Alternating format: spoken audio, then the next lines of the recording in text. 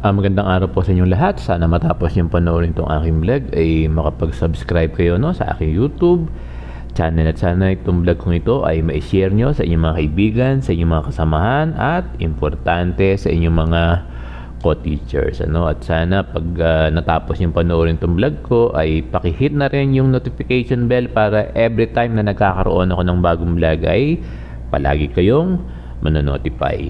At yung isa sa mga request sa Sir Bong, kasi dyan sa mga vlogs ko ay marami nang lumalabas na ads. Sana pag lumalabas yung mga ads, huwag nyo siyang i-skip, papanoorin nyo ng buong buo lahat ng ads na lumalabas dyan sa aking vlog. Pwede ko bang asahan yan sa ating mga kaguruan? Maraming salamat sa inyong lahat. Kaya lang dapat ma-meet nung teacher 3 yung at least minimum qualifications ng isang head teacher positions. Head teacher position. Now itatanong nyo, Sir Bong, ano po ba yung mga qualifications ng isang head teacher?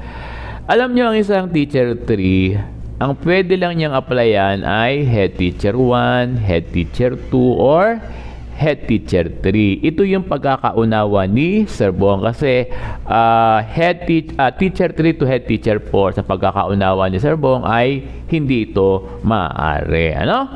So balik tayo doon sa tanong ng ating subscriber. Ano ba yung qualifications o criteria ng isang head teacher?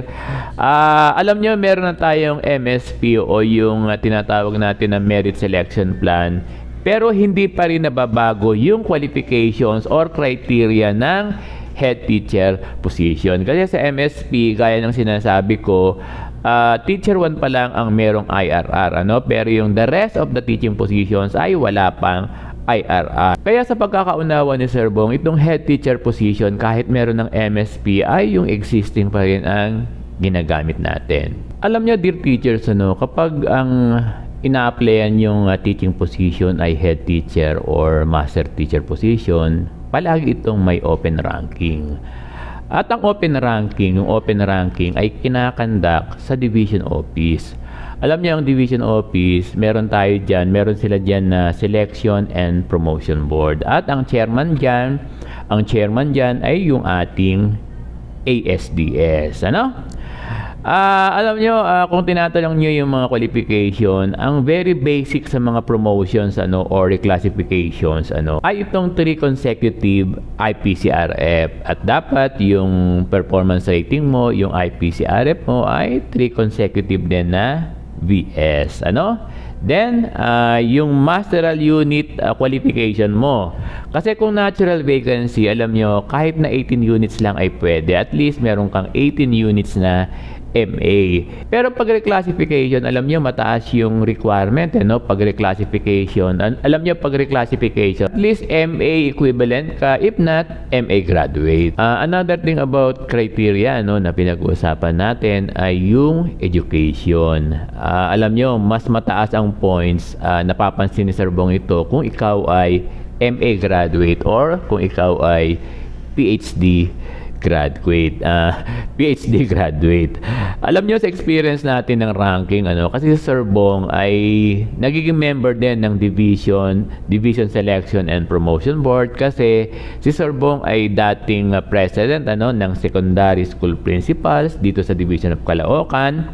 Kaya ako nagiging member ng Selection and Promotion Board ng Division Office.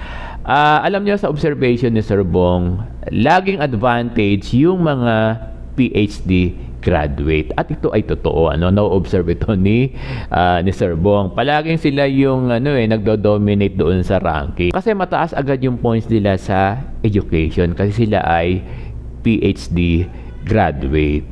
Ito ay observation lamang ni Sir Bong. It doesn't mean na kung hindi ka PhD graduate ay hindi ka na maaaring maging isang head teacher. Ma-share ko lang yung experience ko noon bago ako naging isang principal. Si Sir Bong ay isang head teacher 3 sa English. Alam nyo, nung in-applyan ko yung head teacher 3, nasa Kaibiga High School pa ako noon, hindi pa ako graduate ng masteral.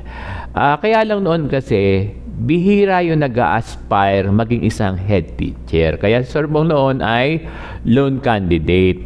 At noon, alam nyo, At noon, alam nyo, no, na bihira yung mga nag-aaral ng masteral at bihira yung mga nag-aaral ng doctoral o itong PhD.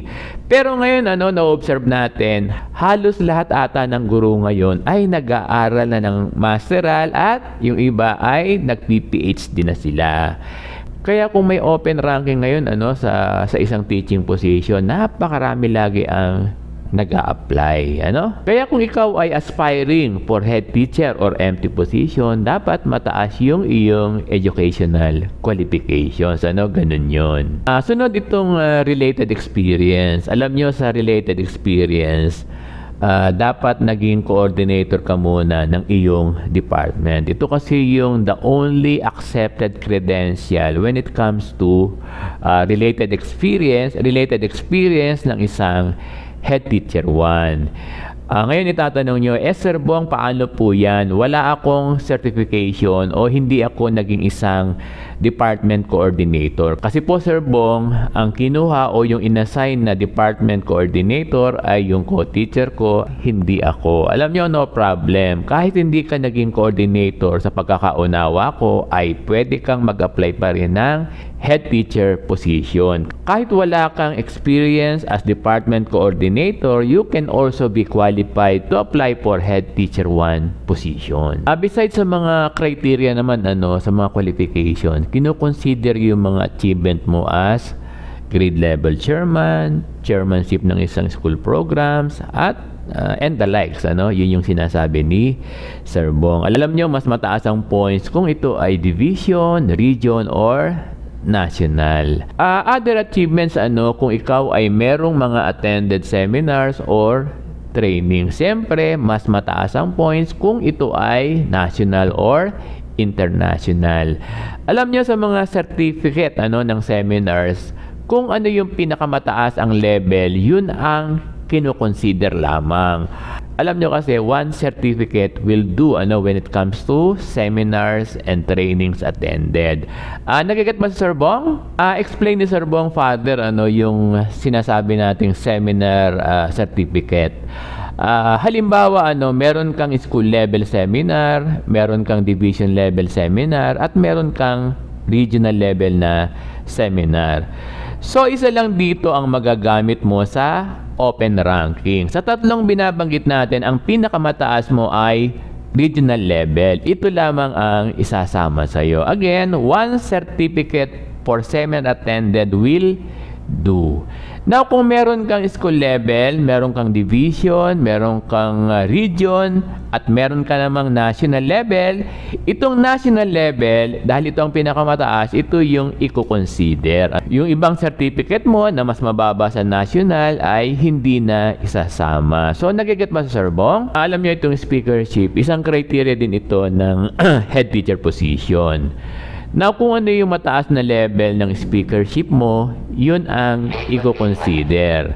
Nakukuha ba sa Sir Bong? Halimbawa, meron kang division speakership at meron ka ring regional speakership. So, itong regional speakership mo ang bibigyan lamang ng points at hindi na isasama yung division level speakership mo. Hindi kasi maaring yung both na division ay region ay bibigyan ng combined points pareho. So, nakukuha ba sa Sir Bong? Kaya nga dapat ang advice natin sa ating mga school principals, nakatulad ni Sir Bong, kung yung isang guro natin ay meron ng national level na speakership o seminar, dapat ay ibigay naman natin sa mga guro na wala pang certificate sa national level. Then, kasama din sa criteria qualification ng head teacher position, yung mga achievement mo sa authorship, or naging outstanding teacher ka, o nagkaroon ka ng intervention program, o nagkaroon ka ng research, at yung mga iba pang mga achievements na katulad ng mga binabanggit ni Sir Bong. Then, kasama rin sa criteria ng isang head teacher position, yung mga achievement mo sa authorship, naging outstanding teacher ka, nagkaroon ka ng intervention program, or nagkaroon ka ng research, and many others. In addition to this, yung potentials at personal attributes. Alam nyo, karaniwan dito sa potentials at personal attributes yung nagkakaroon ng exam, nagkakaroon ng exam, nagkakaroon ng interview, at alam nyo, nagkakaroon dito ng background check. Ang karaniwang tinatanong dito ay yung inyong principal o yung mga naging principal mo, tinatanong about your character. Alam nyo, kaya dapat yung mga applicants natin ng head teacher ay mababait kayo sa inyong mga naging principal. Perhaps meron pang mga criteria or qualifications na hindi nabanggit ni Sir Bong. Alam nyo, pwede nyo namang i-research yan sa Google. So, balikan natin yung tanong ng ating subscriber. Kung ang tanong ay, pwede bang mag-apply ang isang head teacher 3 ng head teacher position? Ang sagot ni Sir Bong ay, pwede. Kaya lang, sa pagkakaunawa ni Sir Bong, hanggang head teacher 3 lamang ang maaring applyan ng isang teacher 3. Hindi niya pwedeng applyan yung head teacher 4. Ito yung pagkakaunawa ni Sir Bong. So, get ba si Sir Bong? Maraming salamat sa inyong lahat.